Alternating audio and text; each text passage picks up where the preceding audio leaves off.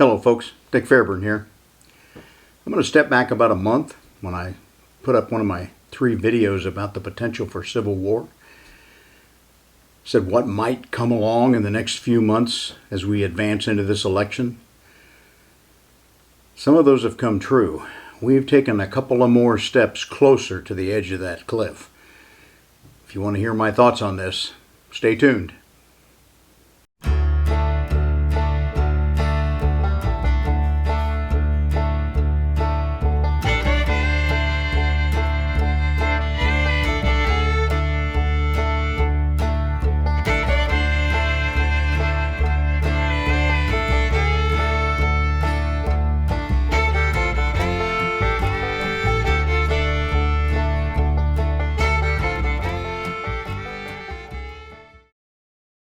Like I said, I think the events of the last week or two have taken the crazies on the left side of our country's equation closer to the cliff.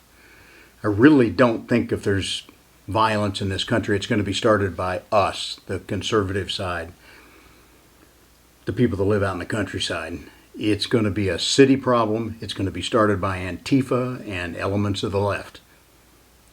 This is my 100th video that I'm going to post. So please, if you like what I'm doing here, share, like, subscribe. The steps towards the cliff have come from 2 different directions in the last month. First of all, several Supreme Court decisions that just makes their heads almost explode. And President Biden's performance in the first presidential debate. Some of us have known for quite some time that this guy's addled. But the left side of the equation just watched it happen before their eyes, live on TV.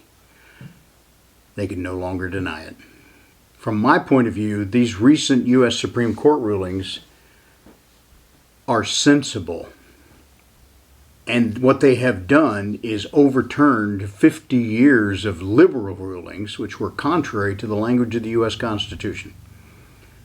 60s, 70s, 80s, even into the 90s, we saw a liberal Supreme Court look into the Constitution and find things that we never saw in there. They kind of invented some rights. And now we see the originalists, 3 of which that Trump put on the court, they're looking in the Constitution and saying, those things aren't in there. Okay, the right to federally mandated abortions, that's not in there. That's not a right to privacy.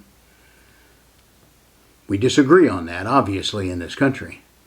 But for the first time in a long time, we have a conservative majority in the Supreme Court. We call them originalists because when they look at the Constitution, they look at the way it was written, and they interpret it in terms of the language used at the time of the writing. Because they understand that the Constitution was written, especially the Bill of Rights were written, to limit the size and power of the federal government. The people who founded this country feared a powerful, centralized government. And so this Constitution was designed to create that kind of government. But for 50 years or more, we've seen the leftists hand some of the most unreasonable decisions we can ever imagine. Their goal is to expand and empower the federal government. And now that we have a Supreme Court who's throttling that back, the leftists are not happy. And when they're not happy, they get crazy. I previously mentioned, about a month ago, some older Supreme Court rulings which really drove these people nuts over the last several years. They reversed Roe versus Wade abortion. They didn't ban it, which is what you would believe if you listen to the mainstream media. They simply said there is nothing in the federal Constitution that allows us to mandate it. So they gave that decision back to the states. And that's how the Constitution was written. Only those certain powers given to the federal government. Anything else is reserved to the states or to the people. The leftist Supreme Court justices don't understand that. They're just the opposite. They want to pile more and more authority onto the federal government all the time. They struck down affirmative action, which was sort of reverse discrimination. And in the Bruen decision, NYSERPA versus Bruen, they struck a big blow again for the Second Amendment, saying you got to give people permits to carry them in public.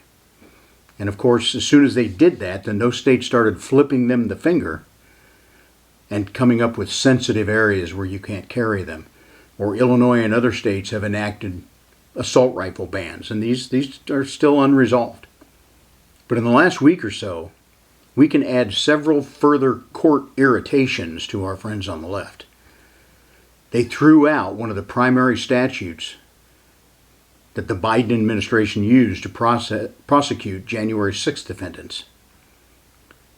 They overturned the Chevron doctrine, and I'll explain the incredible change this is going to wreak to our federal government. And on July 1st, they put the icing on the cake. They defined presidential immunity. Now, I'm not going to try to be a lawyer because I'm not a lawyer, and I'm not going to explain these court rulings in detail, but I'll give you an overview of what they did.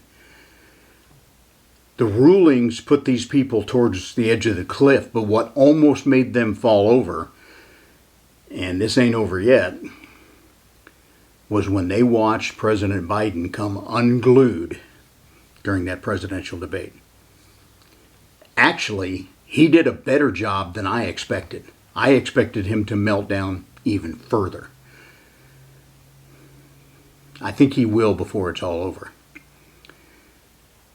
The point is, all of a sudden now, there's this huge debate within the left, within the Democratic Party.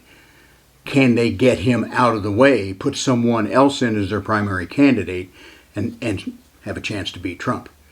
And I think they realized that the numbers were not in their favor before the debate. After, it's going south fast. I think if Biden does stay in the race, you will see larger and more damaging meltdowns. The man is, I call him and the vice president Uncle Al and Giggle Girl. Uncle Al for Alzheimer's, and Giggle Girl for Harris, the vice president. Where did they come up with these two? Here's the point to Biden. Whether or not he stays in the race is the future of the Democratic Party. But the future of the United States of America is whether or not he stays in the Oval Office until the next president is sworn in. How much damage can be done by our enemies between July and January? Because they know perfectly well now that we have an addled, senile man as president. We have a borderline idiot as vice president, and we're all wondering who's really running this country, who's really making these decisions, who's going to answer that phone at 3 o'clock in the morning when they say, hey, we got a bunch of inbound missiles coming from Russia. I don't think we can stand to have him there very much longer. This tells me that the Democratic Party, the entire left of the United States, cares much more about maintaining their power than they do about the safety of this country. Because if they were worried about this country, they would get him out of the Oval Office using the 25th Amendment. Is Harris going to be any better? I don't know. But at least she probably knows where she is when she starts a conversation. I'm not sure Uncle Al even knows what state he's in. And the interesting thing is, they threw such a fit about this presidential immunity thing. If it weren't for them trying to throw Trump in prison to keep him from running for office, this would have never made it to the Supreme Court, would never have been an issue. This is all they're doing. Now, they may not like what the Supreme Court said, but most attorneys say they kind of took a middle road. The idea that they gave a president total absolute immunity against anything is ridiculous. We'll talk more about that. And this problem with Joe Biden is their doing. They picked him to be the candidate 4 years ago. They saddled him with Harris as a vice president. They chose two of the most feeble politicians in American history to run for the Democratic Party. And we have to sit here and say, how did they win? Because they didn't really even campaign much in 2020. Of course, YouTube's going to put something on here that says that anybody who claims there was election fraud is an idiot, because everybody knows there was no election fraud. Right, 81 million votes, the most votes any presidential candidate in history. Nah, I ain't buying that or the Brooklyn Bridge. So this is all the Democrats doing to begin with. They put this guy who was, he was never a brilliant senator. He was caught in plagiarism numerous times. It appears very obviously that his entire family has become a corrupt political organization. Really, a RICO situation where they're bringing money in from Russia, Ukraine, China, just that we know of. Pay to play. That's who they picked as their best candidate? Wow. Now, if Uncle Al is pulled out of the election, and it's looking like Harris is going to replace him, but if they think she can't get the job done, then they're going to have to step over a woman of color. That's not going to sit real well with all their supporters either. So they've painted themselves into a corner. They're going crazier by the day, taking step by step closer to that cliff, looking into the abyss every day. And that can explode in violence. Okay, let's talk about some of these court decisions that I think the Supreme Court got right. In the January 6th prosecutions, the United States Department of Justice used a rarely encountered statute to prosecute many of these people. And they wanted to use that statute because it has a much higher sentence than many of the other things they're able to use. However, that statute, it was enacted after the savings and loan debacles in the 1980s and 90s. It specifically relates to the destruction of records. It's not possible to stretch this to be interpreted against those who protested at the Capitol on January 6th, because they didn't destroy any records. You know, even a young cop right out of the academy, if you sit him down with the statute book and point to burglary and say, read this, tell me the elements of the offense. Okay, you enter or remain within a building without permission with the intent to commit therein a felony or theft. That's Illinois' version. But every one of those elements must be met in order to charge someone with burglary. But some of the most highly paid attorneys in the country, leftist attorneys, they just ignore. They ignored the requirement that you destroy records to be guilty of this crime. And then they throw in a hellacious fit when the Supreme Court says, sorry, this doesn't apply. Not only to the January 6th protesters, it also doesn't apply to Donald Trump, because you use the same statute to try to charge him with fomenting an insurrection. Sorry, that one's out. Chevron deference doctrine. This dates back to 1984, liberal Supreme Court. What they essentially said was that statutes are not always accurate enough to give details for enforcement.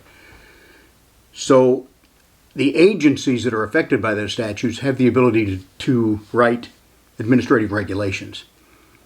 And sometimes those regulations include penalties, fines of money,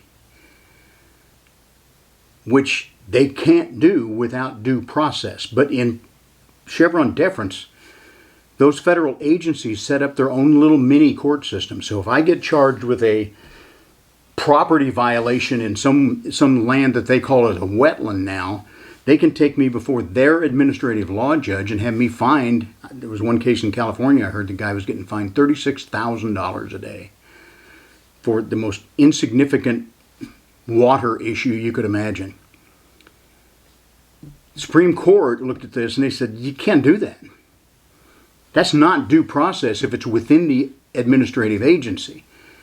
But in 1984, they had gone further. They had told the courts to presume that those agencies were the subject matter experts and to give them deference if there were any discussions or any disputes between enforcement. So that allowed agencies like, let's see, who pops to my mind first? Oh, alcohol, tobacco, firearms, and explosives. ATF can now make their own regulations. They can have their own enforcement system. And if we don't like it and we go through that enforcement system and then go into the court system, the court has been told to defer to the agency because they're the experts. We've seen ATF do anything a little out of bounds here lately, like bump stocks were legal, but now they're not legal. Pistol braces were legal, but now they're not legal. Force reset triggers. Now they claim they're not even depending on the Chevron deference rule when they promulgate those things. But we're facing one now. Hasn't quite gone into effect yet.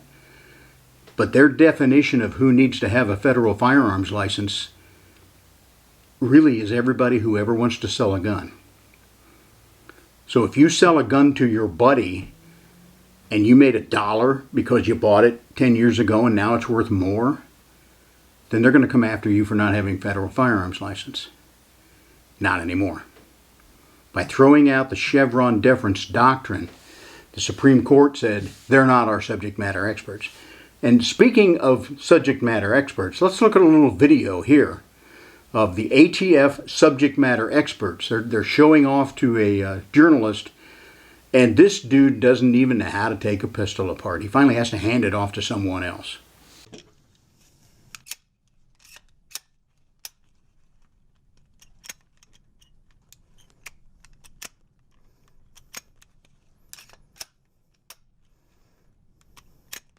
We tried to work with the law that Congress gave us and take the...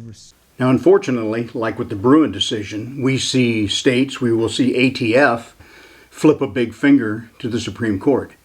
They're not going to back down on what Biden wants them to do. There will have to be individual lawsuits go through that years-long process to get back to the Supreme Court to force them to live within this ruling now. That's the kind of people they are. Unless Trump gets in there and cuts the head off of that organization and puts somebody in there who is not trying to disarm the American populace. Folks, there is so much at risk in this election to come up. Zealots never give up easy. And I think people who know me know that I have no use for Wayne LaPierre, the former executive vice president of the NRA, who I think was as corrupt as anyone could be. But you know, he didn't miss the mark very much years ago when he called ATF agents jackbooted thugs. Not all of them. I've worked with some. Some of them are good. But the people at the top of that organization and the people who want to get to the top of that organization are not good people. Okay, this is a little out of order, but July 2nd, an order from SCOTUS declined granting cert on the Illinois semi-automatic rifle bans. The issue before the Supreme Court was a request for an injunction. It was prior to the trial court even meeting. The first trial for those Illinois cases is scheduled in September. They said, we don't generally take cases at this level. They need to be adjudicated through the process, and then we will look at them. But very powerful note came with that denial of cert. Justice Thomas put the Seventh Circuit on notice that the decision they made in that same request for an injunction, that the Seventh Circuit was completely wrong. And he put them on notice that if they didn't rule properly this time, when it gets through the system again, that the Supreme Court will be looking for this case. Now that should be word enough for sensible jurists to say, okay, I guess we got to follow what they said in Bruin and Heller. We got to follow the rules. But the Seventh Circuit, just like the ATF folks, are zealots. They think they have the right to disarm the public, and they will continue to do it until they are specifically smacked down by the Supreme Court. We've got to get this stopped. We've got to get control of this federal bureaucracy. But the one that really sent him into the panic was the July 1st ruling in the presidential immunity. Now, this should put an end to Uncle Al's coordinated prosecutions of former President Trump, including the New York State case. But just yesterday, one of them went on TV and said, oh, no, this won't stop the prosecutions at all. As far as we're concerned, the U.S. Department of Justice is going to go against Trump on all of these cases because he's a criminal and he needs to be adjudged a criminal. Wow. Again, immunity was granted and they are ignoring it. I have never seen a situation where the Supreme Court has been so disrespected and disregarded. Because you see, the left, they think they have the right to take Trump out of the equation. They're going to call him everything except a human being. They're making him out to be a dictator. Our democracy will end if he's elected. It's called projection. In my first video, I called it reflection. I thought a psychologist had told me one time they call it reflection, but I've been corrected in some comments. It's called projection. This is when lying or crazy people accuse someone else of what they themselves are doing. And the way it was explained to me is these people are kind of crazy, but what they're doing, they know at some subconscious level that what they're doing is wrong. But it's so forefront when they try to wrongly accuse somebody else and defer the attention off of them. They end up accusing their enemy of what they're doing. So it's very easy. When you're dealing with people like this, just listen to what they say. And they will tell you exactly what they are doing or exactly what they want to do by accusing those things of their enemies. So they think that gives them the right, the power to decide who's going to run for president. And they don't want it to be Trump. Now, there was another system, I recall, years ago, where they decided who was going to run for every elected office. Oh, yeah, that's right. It's called communism. And they always purported, they told the world that, oh, these are open and honest elections. And, well, yeah, open and honest. You're going to decide who runs. You're going to decide who gets elected. Other than that, they're pretty open and they're pretty honest. That's what the leftists want here. They want to be able to determine who's going to run for every office. In Illinois, in a lot of the democratically controlled counties here, they can't even get Republican candidates for all of the offices, for sheriff, for county clerk, for clerk of the court, for things like that. A lot of times, Republicans don't even run. That's how the Democrats want to run the entire country, especially at the presidential level. They will decide who's going to run. And only those people will run, and only those people will get elected. Okay? So, let's talk about this projection. I'm going to show you a little video clip of a guy named Glenn Kirshner. Now, this is a highfalutin. He probably gets more dollars per hour for his services than I get every month in my retirement check. But listen to this guy give you the list of what he says Trump is going to do. And the list he's giving you is exactly what Joe Biden's already done. They will be doing nothing but enriching themselves corruptly at the expense of the American people. They will be summarily jailing their opponents and their perceived enemies with no cause and no due process. That is what they will be doing. Can you imagine if America is converted from a democracy to a dictatorship or a banana republic of sorts? Now, if you notice, if you've interviewed people a lot, he has a tendency when he pauses to look up and left, and there are differing opinions on this, upper left, lower right thing, and some cops will say, if he's looking up and left, he's lying, or he's processing, or he's accessing his memory. Or I think what the upper left tells me when I see him say this, he's checking his memory, but the point is, as far as he's concerned, he's telling the truth. If you put this guy on a lie detector, he wouldn't wiggle the needles at all. That's how their brains work. They believe the shit that they're spewing, and they believe it completely. Folks, how do you beat people that are so out of touch with reality that they can't even realize themselves when they're telling lies? Their system doesn't process it that way. In terms of this election, if the Democratic machine, and believe me, I grew up under Democrat machine politics in Illinois. At one unfortunate point in my life, I ran for sheriff in Hot Springs County, Wyoming. And there I encountered Republican machine politics. Both parties are capable of this. So if the Democratic machine is not able to replace Uncle Alzheimer's with a more viable candidate, here's what I think they're going to look like. See if this, if you've seen this before on the movie Mars Attacks.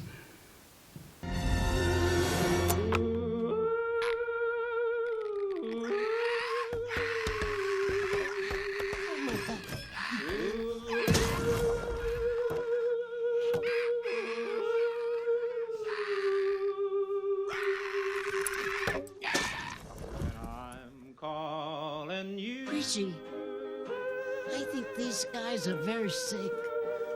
They're getting close to the point where their head's going to explode. Maybe we need to just buy a lot of Slim Whitman tapes and start playing them over loudspeakers everywhere. The leftists are about to prove to us whether or not they change out Joe Biden, whether or not they somehow try to prosecute Trump and get through that system, which I don't think is going to happen. Even the New York judge is saying, yeah, I think he's protected.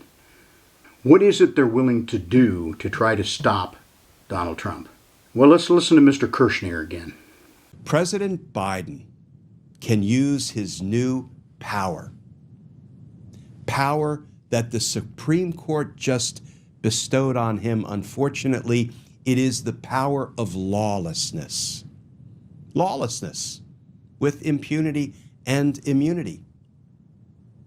He can use that power to protect American democracy against an avowed day one dictator. Hard to imagine we're having that conversation, but just imagine, friends, if Donald Trump retakes the reins of governmental power and he becomes the dictator he has promised us he will become. He said he's going to be all about revenge. He's going to be all about purging the government of anybody and everybody he doesn't want there. Civil service protections will be gone, and he will install people like, Bannon and Stone and Flynn and Stephen Miller and Kash Patel, Jeffrey Clark, and his other criminal associates. And they will be out for blood, out for revenge. Okay, so he's saying that the Supreme Court gave presidents, all presidents, the ability to commit lawless actions.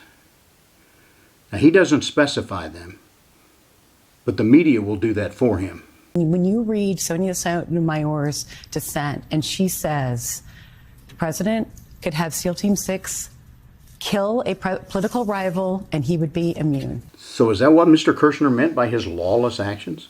Is he suggesting that for the good of the country, for the good of the world, that Biden should have Trump assassinated to stop him from going into office? It's not what he said. Can't tell what he thinks. But I think we can tell what they want. So I think we're getting pretty close to the edge of the cliff. We can look down there and see the ocean bashing on those rocks. Is that where the country's going to end up?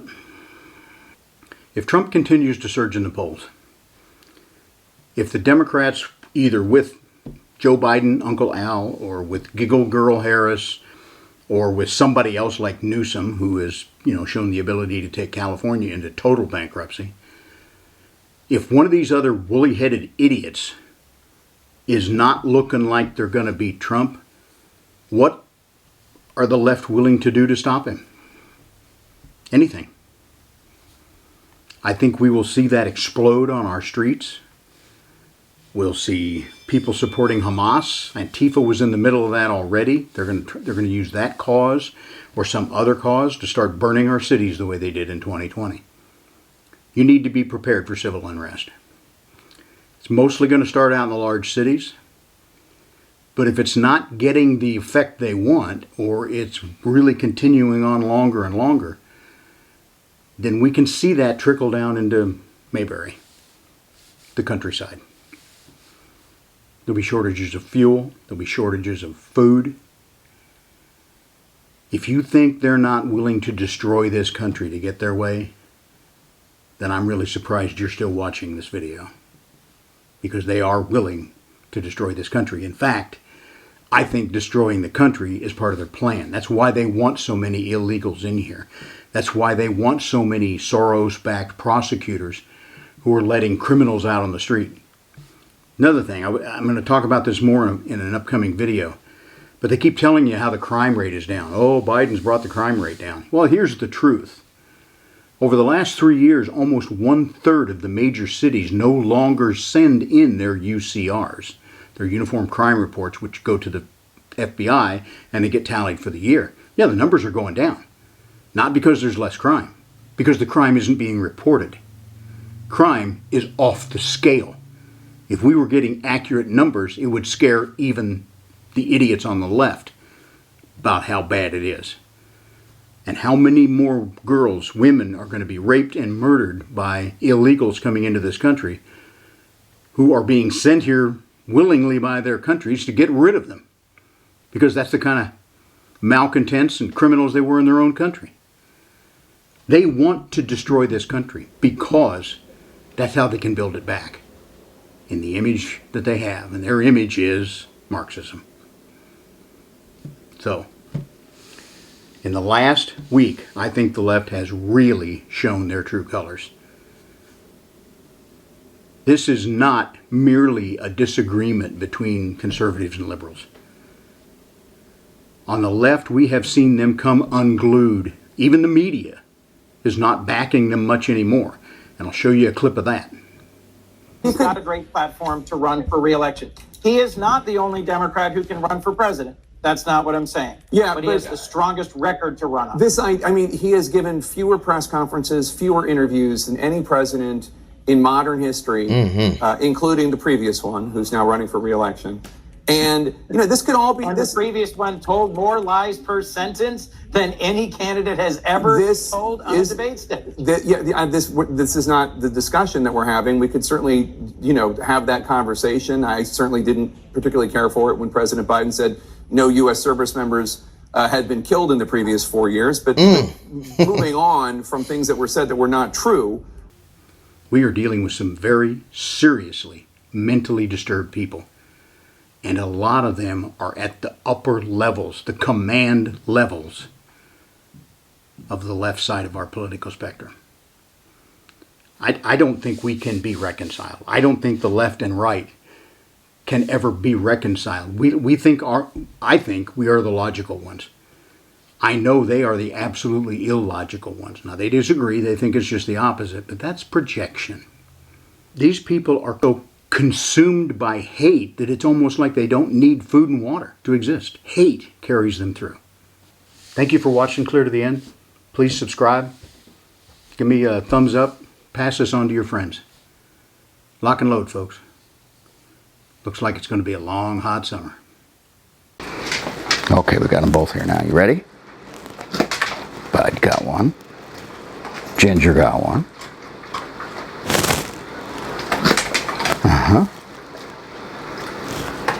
Oh, she missed it.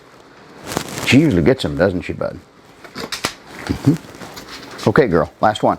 You ready? You ready? Yeah. That's all there is till next time.